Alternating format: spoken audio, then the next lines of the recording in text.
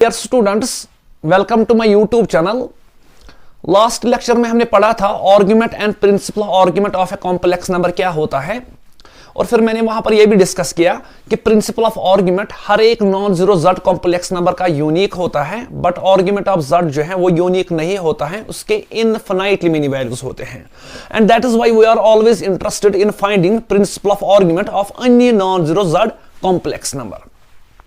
और फिर मैंने लास्ट में एक मेथड भी सिखाया था कि कैसे हम प्रिंसिपल ऑफ आर्गुमेंट जो है फाइंड आउट करते हैं of any non zero z complex number. आज के लेक्चर में हम कुछ क्वेश्चंस करेंगे ऑन प्रिंसिपल ऑफ आर्गुमेंट में, बट उससे पहले हम प्रिंसिपल ऑफ आर्गुमेंट को थोड़ा सा रिकॉल करेंगे। Suppose z is equal to x plus i y, आपके पास नॉन जीरो कॉम्प्लेक्स नंबर है और आपको पता करना है कि इसका प्रिंसिपल ऑफ आर्गुमेंट क्या है। दैट मींस कैपिटल ए और जी ऑफ जेड आपको पता करना है। और प्रिंसिपल ऑफ आर्गुमेंट का जो रेंज आपको कंसीडर करना है, that is this range, theta is greater then minus pi but less और इक्वल टू पाई। इस रेंज में आपको प्रिंसिपल ऑफ आर्गुमेंट जो है फाइंड आउट करना है। नाउ द क्वेश्चन इज कि हम कैसे पता करेंगे इसका principal of argument. Z complex number के बारे में अगर आपको दो बातें पता है तो आप इस जेड कॉम्प्लेक्स नंबर का प्रिंसिपल ऑफ आर्गुमेंट जो है आराम से कमिट कर सकते हो। वो कौन सी दो बातें हैं? बात नंबर फर्स्ट इज, इस जेड कॉम्प्लेक्स नंबर के बारे में पता होना चाहिए आपको कि ये किस क्वाड्रेंट में लाई करता है। That means in which quadrant it lies. और यह हमें कैसे पता चलता है कि ये किस क्वाड्रेंट में बैठा है, वो मैं आपको भी बताऊंगा। और बात नंबर सेकंड जो आपको इस जेड कॉम्प्लेक्स नंबर के बारे में पता होनी चाहिए, दैट इज ये कितना एक्यूट एंगल जो है बनाता है एक्स एक्सिस के साथ। दैट मींस जिस क्वाड्रेंट में ये जेड कॉम्प्लेक्स नंबर बैठा होगा उस क्वाड्रेंट में आपको इसके कॉरस्पॉन्डिंग एक पॉइंट पी मिलेगा, और ऑरिजिन और पॉइंट पी से मिलाकर जो लाइन सेगमेंट ओपी बनेगी, आपको देखना है कि वो ओपी लाइन सेगमेंट कितना एक्यूट एंगल बनाती है एक्स एक्सिस के साथ। से उस एक्यूट एंगल का नाम अल्फा है, आपको अल्फा जो है मालूम करना है। That means alpha acute angle made by OP line segment with x axis. ये दो बातें अगर आपको पता है किसी भी non zero z complex number के बारे में, तो उसका आर्गुमेंट ऑफ जेड जो है आराम से बता सकते हो। नाउ द क्वेश्चन इज कि हम कैसे पता करें कि ये किस क्वाड्रेंट में लाई करता है। हमें इसका रियल पार्ट और इमेजिनरी पार्ट उठाना है। Since real part of Z जो है वो x है और इमेजिनरी पार्ट ऑफ जेड जो है वो y है, और we know that x and y are real numbers. अगर रियल पार्ट और इमेजिनरी पार्ट अगर ये दोनों ग्रेटर देन जीरो हैं तो जेड कॉम्प्लेक्स नंबर जो है फर्स्ट क्वाड्रेंट में बैठा होगा। ऐसा क्यों? क्योंकि फर्स्ट क्वाड्रेंट में x एंड y जो है दोनों ग्रेटर देन जीरो होते हैं। That means real part of Z and imaginary part of Z अगर ये दोनों ग्रेटर देन जीरो हैं तो मेरा जेड कॉम्प्लेक्स नंबर जो है फर्स्ट क्वाड्रेंट में लाई करता होगा। Z lies in first quadrant.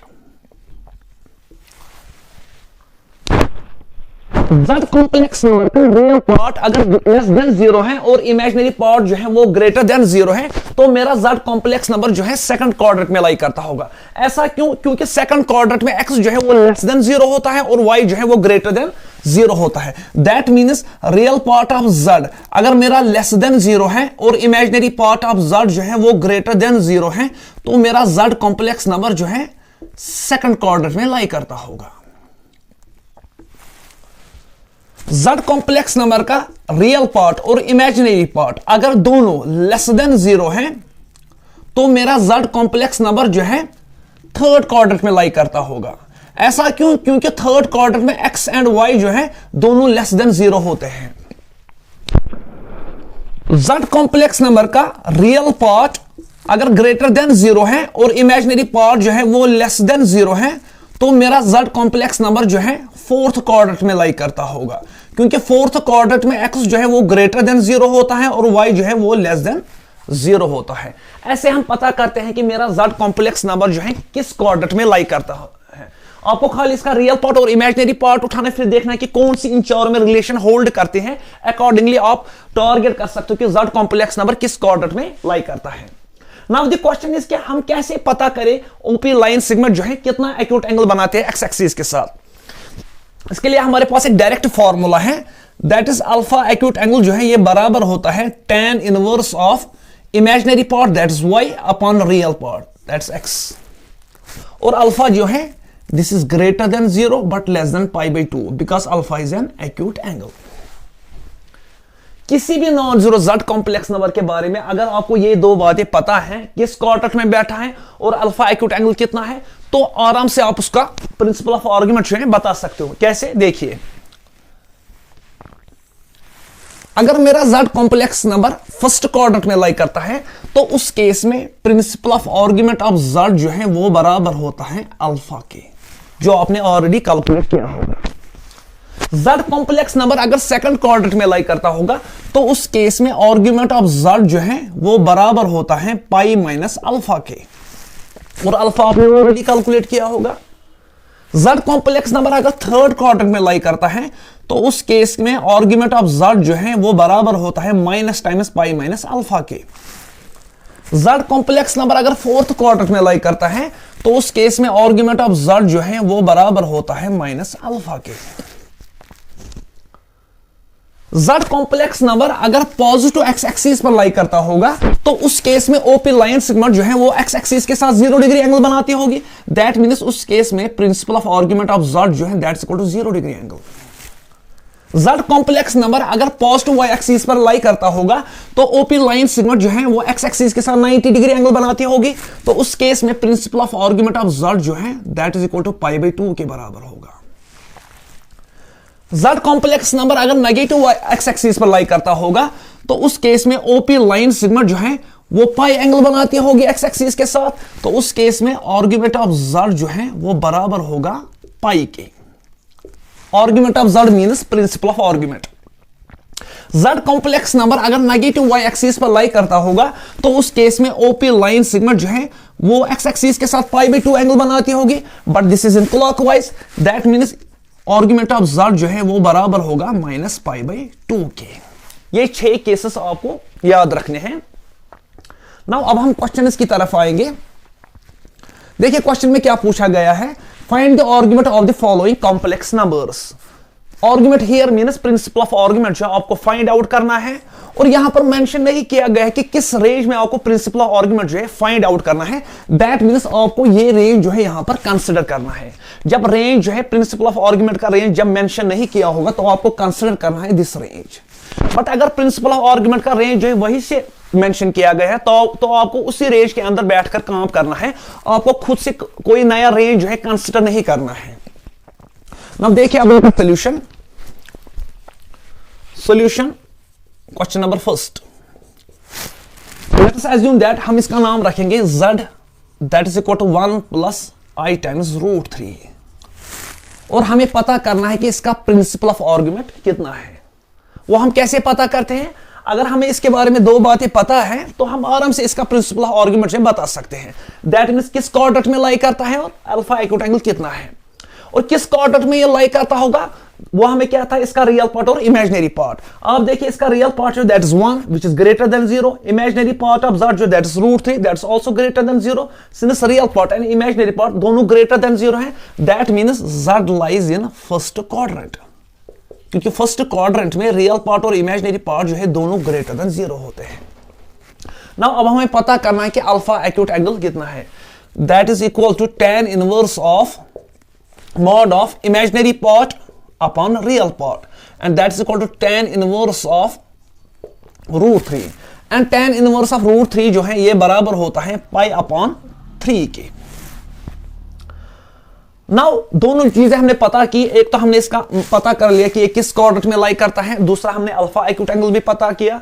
अब हम आराम से इसका प्रिंसिपल ऑफ आर्गुमेंट जो बता सकते हैं, since z lies in first quadrant, और फर्स्ट क्वाड्रेंट में आर्गुमेंट ऑफ z जो है वो बराबर होता है अल्फा एक्यूट एंगल के, therefore आर्गुमेंट ऑफ z जो है that is equal to alpha, और अल्फा हमने कैलकुलेट किया है that is π/3, and clearly this belongs to range -π to π। This solution of question number first. Now solution question number second, same procedure follow करना है, इसको भी हम नाम रखेंगे z that's -√3 - i।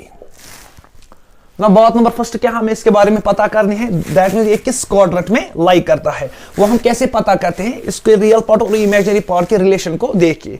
Since real part जो है that's -√3 that is less than 0, और इमेजिनरी पार्ट जो है that is -1 which is also less than 0। That real part और इमेजिनरी पार्ट जब दोनों लेस देन 0 होते हैं तो z जो है वो थर्ड क्वाड्रेंट में लाई करता है।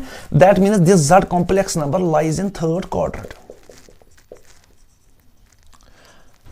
नाउ अब हमें पता करना है कि अल्फा एक्यूट एंगल कितना है, that is equal to tan inverse of imaginary part mod of imaginary part that is -1 upon real part that is -√3 and which is equal to tan inverse of 1 upon √3 and tan inverse 1 upon √3 जो है ये बराबर होता है पाई upon 6 के। Now दोनों बातें हमें इसके बारे में पता चल गई, किस क्वाड्रेंट में बैठा है और अल्फा एक्यूट एंगल कितना है। नाउ अब हम इसके प्रिंसिपल आर्गुमेंट के बारे में बता सकते हैं। Since z lies in third quadrant और थर्ड क्वाड्रेंट में आर्गुमेंट ऑफ z जो है वो बराबर होता है minus times pi minus alpha. Therefore argument of z is equal to minus times pi minus alpha. Minus alpha हमने कैलकुलेट किया that's pi upon 6 which is equal to -5 pi upon 6 and clearly this belongs to range -pi to pi। now देखिए solution question number third का, solution question number third का हम नाम रखेंगे इसका z complex number that is -2 plus i times 2√3। हमें पता करना है कि इसका प्रिंसिपल ऑफ आर्गुमेंट कितना है। फर्स्ट हम पता करेंगे कि ये किस क्वाड्रेंट में लाई करता है। आप देखिए इसका रियल पार्ट जो है दैट इज लेस देन 0 और इमेजिनरी पार्ट जो है दैट इज ग्रेटर देन 0। जब रियल पार्ट लेस देन 0 होता है और इमेजिनरी पार्ट जो ग्रेटर देन 0 होता है तो उस केस में z जो है वो सेकंड क्वाड्रेंट में लाई करता है। That means z lies in second quadrant. Now अब हमें पता करना है alpha acute angle that is equal to tan inverse of imaginary part that is 2√3 minus real part that's upon -2 थी। 2 and 2 cancel that is equal to tan inverse of mod of -√3 और mod जो है वो negative sign को positive sign बनाता है that's tan inverse of √3 और tan inverse of √3 जो है ये बराबर होता है पाई अपॉन 3 के। Now since z lies in second quadrant और second quadrant में argument of z जो है वो बराबर होता है पाई माइनस अल्फा के। Therefore argument of z is equal to पाई माइनस अल्फा। पाई अल्फा हमने कैलकुलेट किया है that's pi upon 3 which is equal to 2 pi upon 3 and clearly this belongs to range -pi to pi। Now solution question number fourth, z is equal to -i। इस z complex number का नाम अच्छी तरह से जानते हैं। This is purely imaginary complex number because इसमें real part जो है वो 0 है और हमें पता है कि प्योरली इमेजिनरी कॉम्प्लेक्स नंबर जो है वो y एक्सिस पर लाई करते हैं। But since y is less than 0 that means this lies on positive y axis and positive y axis पर अगर z कॉम्प्लेक्स नंबर जो लाई करता होगा तो उस केस में आर्गुमेंट ऑफ z जो है वो बराबर होता है π/2। Sorry this lies on negative y axis. Therefore इस केस में जो principal of argument of z जो होता है वो बराबर होता है -π/2 के। देयरफॉर आर्गुमेंट ऑफ z जो है दैट इज इक्वल टू -π/2। अगर ये यहां पर प्लस i होता तो ये पॉजिटिव y एक्सिस पर लाई करता तो उस केस में principal of argument of z जो है वो बराबर होता π/2 के। Solution fifth, z is equal to 2। इस z कॉम्प्लेक्स नंबर का नाम भी अच्छी तरह से हम जानते हैं। This is purely real complex number because इसमें इमेजिनरी पार्ट जो है वो 0 है और प्योरली रियल कॉम्प्लेक्स नंबर जो है वो x एक्सिस पर लाई करते हैं। Since x is greater than 0 that means this lies on positive x axis और पॉजिटिव x एक्सिस पर अगर हमारा z कॉम्प्लेक्स नंबर लाई करता है तो उसका आर्गुमेंट ऑफ z जो है वो 0 डिग्री एंगल होता है। देयरफॉर आर्गुमेंट ऑफ z जो है that is equal to 0 and this belongs to range -pi to pi। अगर ये यहां पर z इज इक्वल टू -2 होता तो ये नेगेटिव x एक्सिस पर लाई करता। तो नेगेटिव x एक्सिस पर अगर हमारा z कॉम्प्लेक्स नंबर लाई करता है तो आर्गुमेंट ऑफ z जो है उस केस में पाई के बराबर होता है। तो उस केस में इसका आर्गुमेंट ऑफ z जो है वो पाई बन जाता। आज के लेक्चर को हम यहीं पर स्टॉप करते हैं। तब तक के लिए अपना ख्याल रखिए। Thank you.